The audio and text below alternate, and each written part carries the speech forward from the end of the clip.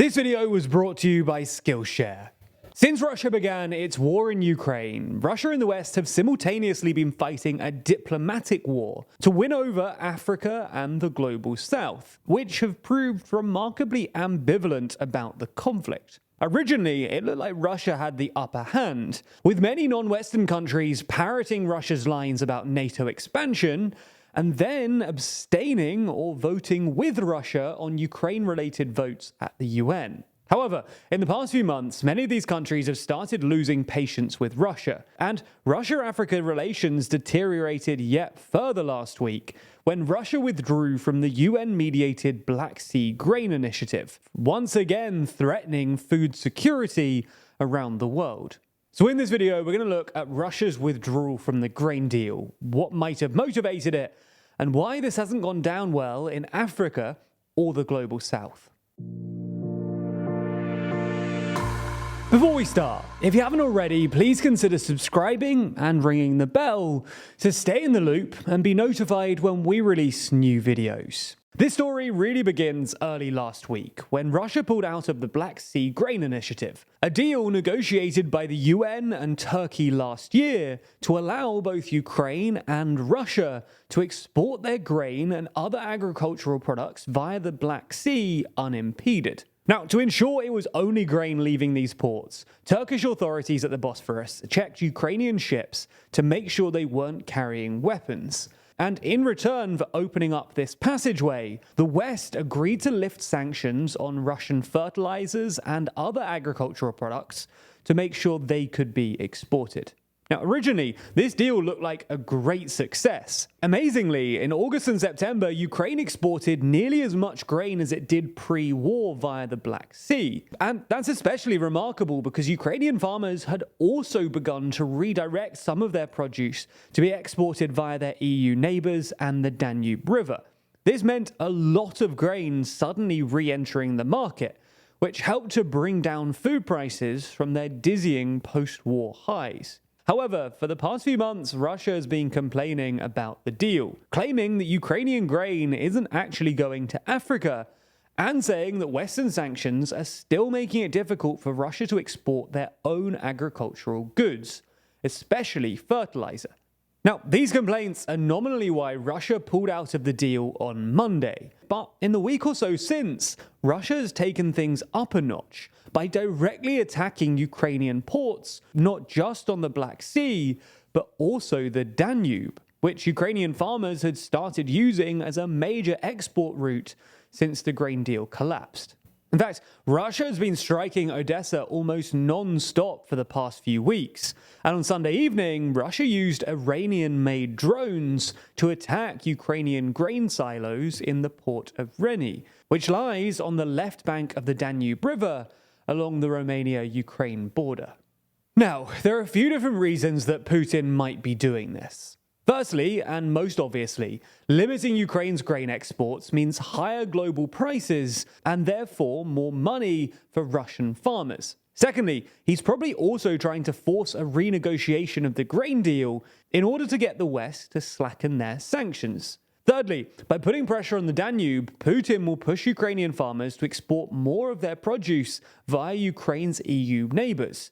For context, last year the EU removed all trade barriers for Ukrainian produce in order to support the country's farmers. But in part because Ukraine's currency has collapsed, Ukrainian produce is so cheap that it undercuts European farmers, which is why both Poland and Hungary have put partial bans on Ukrainian grain. Nonetheless, despite these obvious reasons to attack, Putin's tactics here have one massive downside, and that's because they risk undermining Russia's relations with the global South, especially Africa. After all, the main reason that Russia agreed to the grain deal in the first place was because their blockade on the Black Sea was pushing up food prices, which wasn't going down too well with the global South, an area which had proved to be remarkably ambivalent about Ukraine. And to be more precise, it went down especially badly in Africa, which had been particularly reliant on Ukrainian food exports before the war. As such, Russia reopened this passageway and signed off on the original grain deal in order to placate Africa and keep them on his side. Clearly conscious of this, in justifying his withdrawal from the deal more recently, Putin pointed out the fact that only 3% of Ukraine's grain was actually going to low-income countries. While this is technically true according to UN data, 17% went to lower middle-income countries like Egypt, Kenya, Tunisia, and Algeria, and 37% went to what the UN describes as upper middle-income countries, which apparently includes Libya and Iraq. And it's not just that either. Ukraine has also shipped over 700,000 tons of grain as humanitarian aid under the UN's World Food Programme, and Ukraine usually provides about half of the WFP's wheat.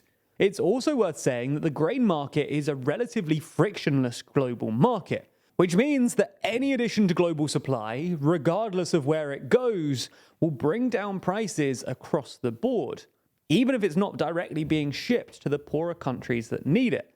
In fact, this is why global food prices fell by 25% after the deal was agreed last year, and why the UN still describes the deal as a lifeline for global food security. And it also explains why wheat futures are already up about 10% since Russia's withdrawal from the deal. As you might expect then, this is why Russia's withdrawal hasn't gone down well in the global south. The Kenyan government, which had previously been relatively friendly with the Russians, described it as a stab in the back. And the African Union said that Russia's withdrawal was regrettable. It's also probably no coincidence that soon after Russia's withdrawal, South Africa said that Putin wouldn't be allowed to visit for the upcoming BRICS summit, because if he did go to the country, they'd have to arrest him and send him to the ICC, having said literally days earlier that they wouldn't arrest him.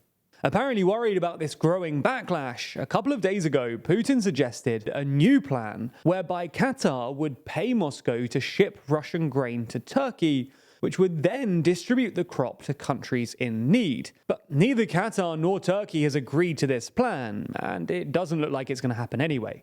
Putin then published an article titled "Russia and Africa, Joining Efforts for Peace, Progress and a Successful Future," where he argued that the grain deal was, quote, no longer of any use, and promised that Russia will be able to provide Africa with food on a free-of-charge basis. But it's not clear how this could happen without Turkey's agreement.